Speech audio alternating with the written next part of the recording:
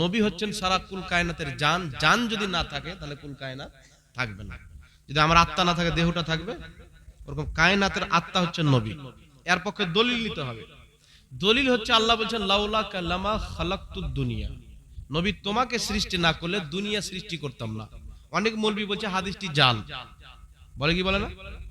কিন্তু ইমাম সাগানি রহমাতুল্লাহ আলাইহি যেটা বলেছেন, ইমাম মুল্লা আলী কারি রহমাতুল্লাহ আলাইহি নিজের কিতাব শারহুস সেফার মধ্যে লিখেছেন, ইমাম মুল্লা আলী কারি রহমাতুল্লাহ আলাইহি নিজের কিতাব আসরারুল মারফার মধ্যে লিখেছেন, কি লিখেছেন?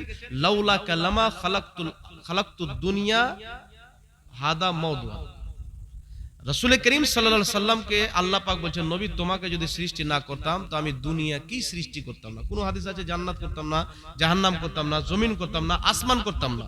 এই হাদিসটিকে উল্লেখ করে ইমাম সাগানি বলছেন হাদা হাদিসুন মাওদু, হাদিসটি হচ্ছে বানোয়াট, লাকিন মা'নান সহি, কিন্তু হাদিসের অর্থ সহি। জোরে বলেন সুবহানাল্লাহ।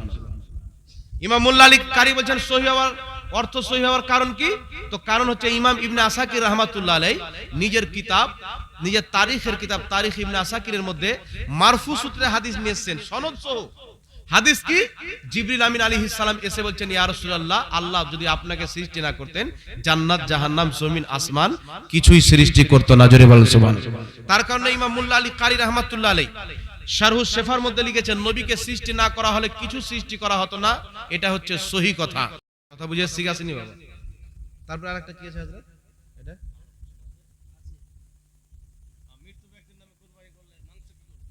মৃত্যু ব্যক্তির নামে কুরবানি করলে মাংস কি করবে? মৃত্যু ব্যক্তির নামে কুরবানি করলে যদি মৃত্যু ব্যক্তির নসিহত করে যায় তাহলে সম্পূর্ণ মাংস বিলিয়ে দিতে হবে। যদি নসিহত না করে যায় তাহলে সবাই খেতে পাবে। আর আরেকটা নসিহত মানে মৃত্যু ব্যক্তি মরার টাইমে কয়ে গেল যে আমার নামে এই খাওয়ালটা কুরবানি দিও, তাহলে ওই কুরবানির মাংসটা পুরোটা বিলিয়ে দিতে হবে, আপনি খেতে পাবেন না। আর নসিহত করেননি, আপনি ইসালে সওয়াবের জন্য তার পক্ষ থেকে কুরবানি দিচ্ছেন, তাহলে সবাই খেতে পাবে। এটা এক মিনিট, এটা বলে দিই তারপরে বলি। একজন একটু ফেরজ করে নিন।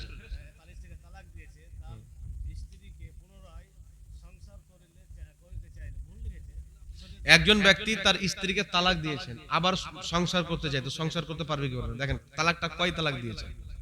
যদি এক তালাক দিয়ে থাকেন তাহলে সে রুজু করে নেবে, দুই তালাক দিয়ে থাকলে রুজু করে দেবে। যদি তিন তালাক দিয়ে দেয়, এক বৈঠকে দেখ আর তিন বৈঠকে দেখ, তিন তালাক যদি দিয়ে দেয় তার স্ত্রী তার উপরে হারাম যতক্ষণ পর্যন্ত দ্বিতীয় স্বামীর সাথে না থাকবে।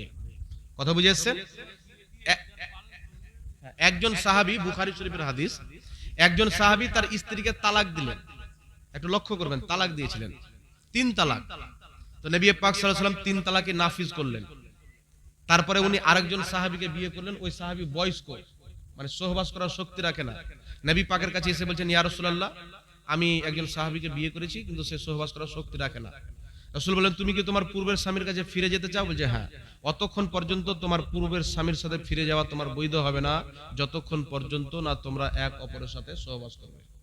কথা বুঝেছে? কুরআন পাক সূরা বাকারা 230 নম্বর আয়াতের মধ্যে আছে, আল্লাহ তাবারাক ওয়া তাআলা বলছে, যদি কোনো ব্যক্তি নিজের স্ত্রীকে তিন তালাক দিয়ে দেয় তার উপরে ওই স্ত্রী হারাম হয়ে গেল যতক্ষণ পর্যন্ত না দ্বিতীয় স্বামীর সাথে থাকবে। হাদিসের মধ্যে আছে, যাকে আমরা হালালা বলি, হাদিস আছে যে ব্যক্তি হালালা করে তার প্রতি আল্লাহর লানত। কার প্রতি আল্লাহর লানত? কোনো ব্যক্তি যদি মানে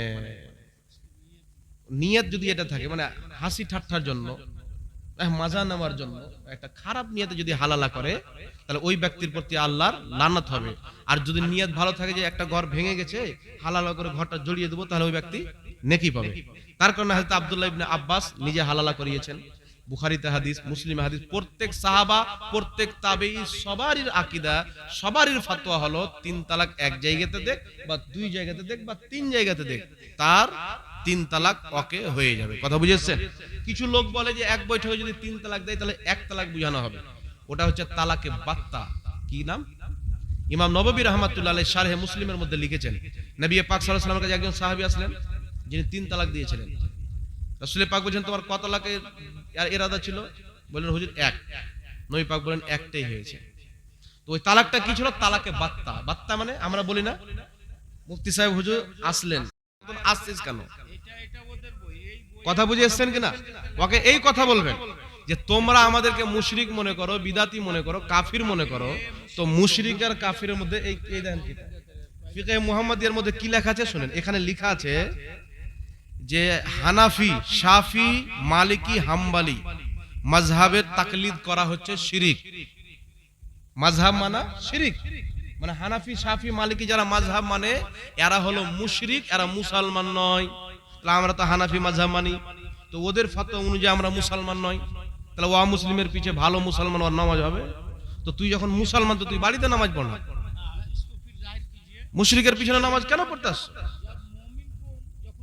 কথা আরেকটা কথা বলে দিই, যদি কোনো ব্যক্তি কোনো মুসলমানকে মুশরিক বলে, সে যদি মুশরিক না থাকে, বুখারী শরীফের হাদিস রাসূল পাক বলছেন দুইজনের মধ্যে একজন অবশ্যই মুশরিক হবে। যাকে মুশরিক বললো সে যদি মুশরিক না হয়, মুশরিক বলনেওয়ালা নিজে মুশরিক হবে। যাকে কাফির বললো সে যদি কাফির না হয়, যে কাফির বলেছে সে নিজে কাফির হবে। তো মাযহাব মানা শিরিক নয়, এই ফাতোয়া দিয়ে তারা নিজেই কাফির ও মুশরিক। তো কাফির ও মুশরিক মুসলমানের পিছে নামাজ হবে না, মানে এই দিয়ে গেলেও আমাদের পিছে তাদের নামাজ হয় না, আর ওদের দিয়ে গেলেও নামাজ হয় না। তাহলে ফালতু আমাদের মসজিদ আসে কেন? ঝামেলা লাগাতে আসে, ফিতনা লাগাতে আসে, মুনাফিক। আর আমার নবী মসজিদে নবীর মেম্বারে চেপে বলেছিলেন উমুকের বেটা উমুক মসজিদ থেকে বেরিয়ে যাও। মুনাফিকদেরকে বের করে দিয়েছিলাম মসজিদ থেকে। কথা বুঝে এসছি গেছেনি বাবা? তো একদিকে কিতাবে লিখছো আমরা মুশরিক, আর একদিকে আমাদের পিছনে নামাজ পড়ছো, এটা তো মুনাফিকি চরিত্র। আমরা তোমাদের মসজিদে জিন্দেগিতে নামাজ পড়বো না। কেউ যদি আমার গলায় ছুরি রেখে দেয়, উত্তর দিনাজপুরে একটা রাঙ্গামাটি বলে জায়গা আছে, ওদের একটা মাদ্রাসা আছে, আমি এখানে বক্তব্য দিচ্ছি, সন্ধ্যাবেলা চলেছে দ্বিতীয় দিন, যে আপনি আমাদের বিরুদ্ধে বক্তব্য দিয়েছেন, আপনাকে স্টেজে উঠতে দেবো না, আপনাকে ক্ষমা চাইতে হবে। আমরা তোমাদের কাছে ক্ষমা চাইবো, তোমাদের মাদ্রাসা আছে, হিম্মত থাকলে তোমাদের সবটি বলবি আমি একা চলো। যেটি বলেছি যেটি যে আমি পূজাইতে না পারি, জুতোর গলা ক্ষমাও চাইবো, জুতোর গলা মারাই পড়ে যাবো। রাঙ্গামাটি জিজ্ঞাসা করলে উত্তর দিনাজপুরে কামারতরের এইদিকে সাইডে গেলাম, তো ওখানে বলছেন না না ওরা বসবে না, কেন বসবে না? ভাগো, এখানে কি করতে এসছো তুমি? আর ক্ষমার কথা বলছে আমার গলাতে যদি ছুরি রেখে দাও তো ক্ষমা চাইবো না। ভাই আমরা বলি নবী নিজে ওসিলা দিয়ে দোয়া করেছেন, পূর্বের নবীগণের ইন্তিকালের পর তাদের সাহাবা দোয়া করেছেন। আর তোমাদের আকীদা হলো ওসিলা ধরা শিরিক। জান্নাতুল বাকি বোর্ড লাগিয়ে রেখেছে যে নবী এবং ওলির ওসিলা দিয়ে দোয়া করা শিরকে আকবার, মানে বড় শিরিক, মূর্তি পূজা করা চাইতেও বড় শিরিক। আর আমরা নবীর ওসিলা মানি, আউলিয়া কেরামের ওসিলা মানি।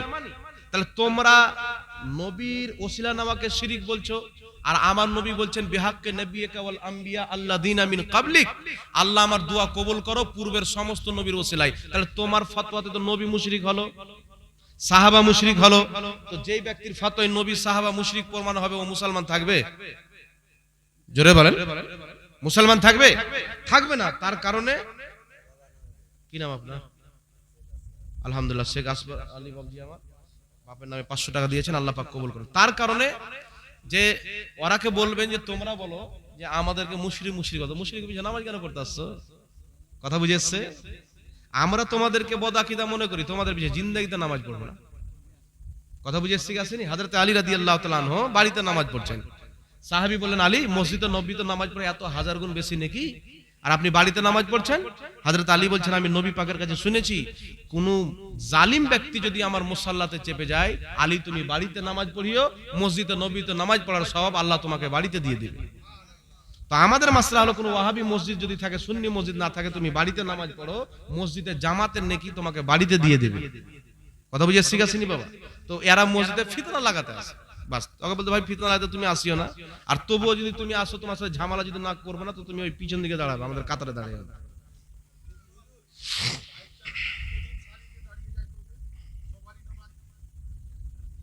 হ্যাঁ, কাতে সাফ হবে, নামাজ হবে কিন্তু গুনাহ হবে। আমি এটা কি লেখা যায় একটু এদিকে আসেন তো, মানে ইংলিশ সিস্টেম বাংলা আবার বুঝতে হবে না, ঝাড়খণ্ডে